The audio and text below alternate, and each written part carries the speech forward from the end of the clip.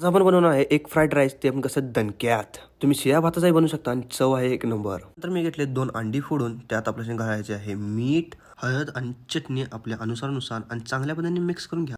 मी एक इथे पॅन घेतलेला आहे, त्यात आपण एक मोठा चमचा तेल घालून घेणार आहे. चांगल्या पद्धतीने भाजल्यानंतर आपण बारीक चिरलेलं आलं व लसूण भाजून घ्यायचं आहे. त्यात आपण कांदा आणि ढबू मिरची बारीक चिरलेलं घालून मिक्स करून घ्यायचं आहे. आणि तुम्ही आग लावायचं म्हणजे तुम्ही आग पण लावू शकताय, भाज्यांना म्हणाले. बारीक चिरलेला टॅमॅटो घालून चांगल्या पद्धतीने मिक्स करून घ्या. त्यानंतर एका प्लेटीत काढून घ्या. त्याच पॅनमध्ये मी एक चमचा तेल घालून घेतलेलं आहे. चांगल्या पद्धतीने मिक्स करून त्यात आपण भुर्जी करून घ्यायची आहे. चांगल्या पद्धतीने मिक्स करून चांगली भुर्जी करून घ्या. त्यात आपल्याला घालायचं आहे तेच व्हेजिटेबल्स आपण जे आपण भाजून घेतले होते. अंगातले मस्तीच असेल तुम्ही पॅनला असं पण करू शकता. चांगल्या पद्धतीने व्हेजिटेबल्स आणि कोशिंबीर चांगली मिक्स करून घ्या. त्यानंतर मी घेतलेला आहे बिर्याणीचा भात. तुम्ही शेवा भात घेऊ शकता. शेवा भाताचाही खूप छान होतो फ्राईड राईस. एक चमचा केचप घालून घ्यायचा आहे. एक चमचा शेजवान चटणी घालून घ्यायचा आहे.